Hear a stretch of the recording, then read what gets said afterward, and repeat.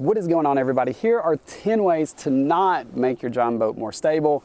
Almost fell out of mine the other day, so this topic came to mind. Here we go. Don't have your trolling motor and your trolling motor battery on the same side. I accidentally put my trolling motor on the right side the other day, and then I stepped on the right side and then just almost lost it. So make sure that trolling motor and trolling motor battery are on opposite sides. Along those same lines, number 2, if you have a lot of gear in the boat, try to keep it down dead center.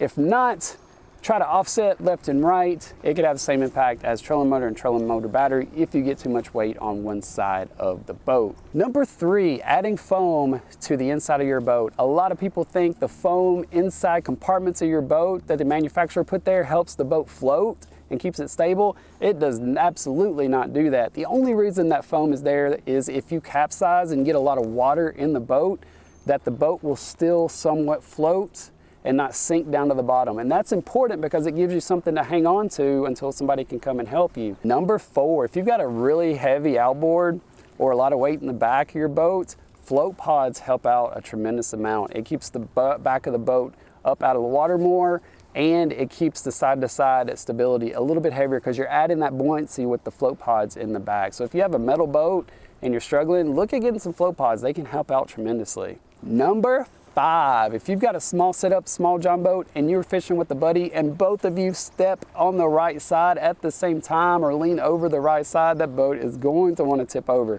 So make sure that you kind of offset each other and you're kind of paying attention to where each other is.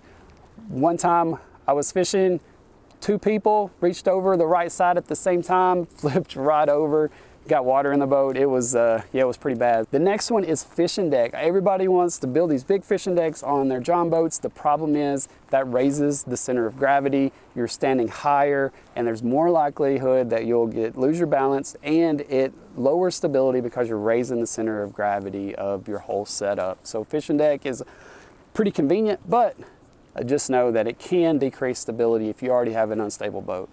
And number 7, if you buy a used John boat, a lot of times the wood structures inside there are going to be waterlogged and super heavy. That doesn't really hurt stability, but what it does is it causes the boat to sit a lot farther down in the water because it's so heavy, and any kind of movement, or if you do tip over, could increase water coming in over the sides. So just know if you buy an old used boat that's been sitting out and there's a lot of wood inside, just know that a lot of that needs to be replaced because it's going to add tremendous weight to your setup if it's waterlogged. Number 8 is know the water conditions, because obviously in a small boat like this, if you hit wake from another boat or if you hit a lot of choppiness in the water from the wind, it lowers the stability of the boat. If you got a weight coming from a big boat, you don't want to hit it sideways. It's going to cause this motion and cause you to lose your balance. So you kind of want to hit it straight or hit it at a little 45. That way you're not getting that side to side motion from the wake. Number 9, not really tied to boat stability, but an easy way for you to fall out of your boat is having your trolling motor facing sideways, having it at a high speed and starting it without knowing it. Other day, I had my trolling motor. My arrow was wrong because it loosened up. It was showing that my trolling motor was going to go straight.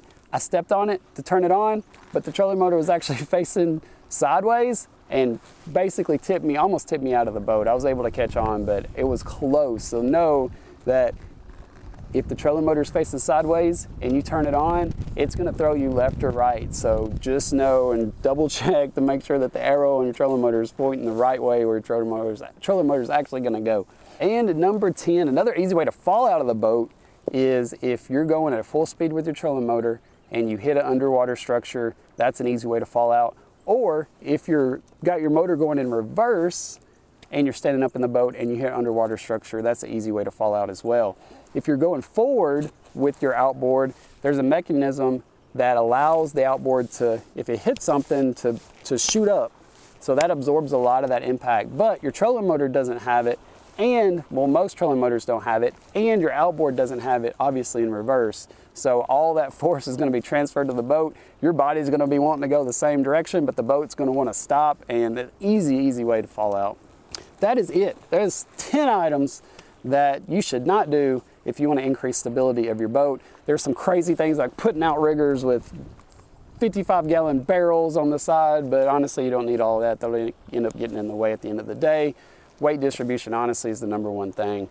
I appreciate the view. Have an amazing day. Weather's getting great. I hope everybody has a great boating season later. Thank you.